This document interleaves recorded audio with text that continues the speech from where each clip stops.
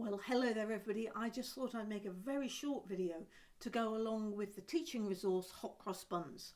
So this is based on the traditional children's rhyme, Hot Cross Buns, Hot Cross Buns, 1 a penny, 2 a penny, Hot Cross Buns.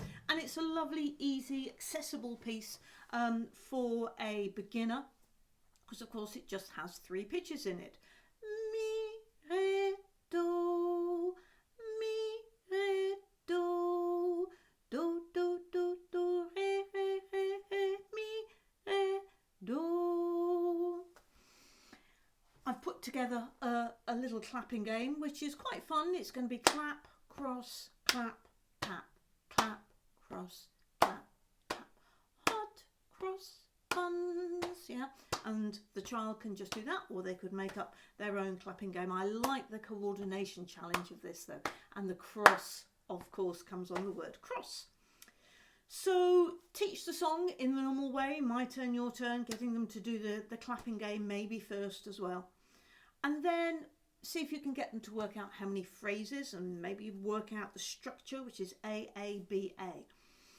Then on the 3rd page of the resource, you'll see that there is a graphic score. So if you've done a bit of work on the mi, re, do, you could lead into a conversation about how this graphic score represents the different pitches, and it's on what I would call a mini stave. So it's not got the full 5 lines there on spaces, but just 2, just to show that there is a pitch difference. I think a useful thing to ask is, what is the last note? What is the final note called? Which of course is do. Always is important to establish what that final note is. And then of course we want to move them onto the piano as they learn the song, as they sing the song. They learn the mi, re, do. So on page 4, what we want them to do is to write in the singing names underneath. Now if you've done it enough times, it should work out very easily, that should, and then for them to work out how to play it on the piano. I do think one of the crucial things in getting them ready to play is that they sing the letter names, and this is really good for their alphabet strings and working out, you know, for example, A, G, F. It's not the most straightforward of letters to sing. We take it for granted, but actually it's a bit like singing X, Y, Z, X, Y, Z, Z, Z, Z, Z, X, X, X, X, Z. See, I can't even do it. You just try it. It's quite hard. We take it so much for granted, and we shouldn't really.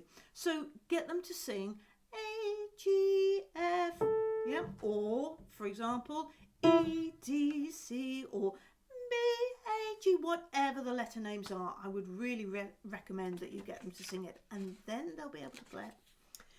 And then she says, just turning to the very last page, yeah, we're asking them to explore that on the keyboard and work out some other sets of notes. So this is probably going to involve some black notes and some white notes. So a really good opportunity to explore this whole step and half step idea between the white notes and the black notes on the piano, because of course we need to make sure that if they start on, for example, F, which could be a chosen one, they've then got to have a whole step.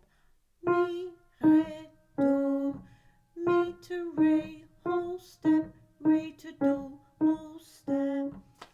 And so it could really be a very useful song in that respect to have children who are later on in their learning process who just need that reminder about whole steps and half steps. So Hot Cross Buns, a special song for the Easter season. I hope you have lots of fun teaching it to your students. Okay, thank you very much. Bye bye.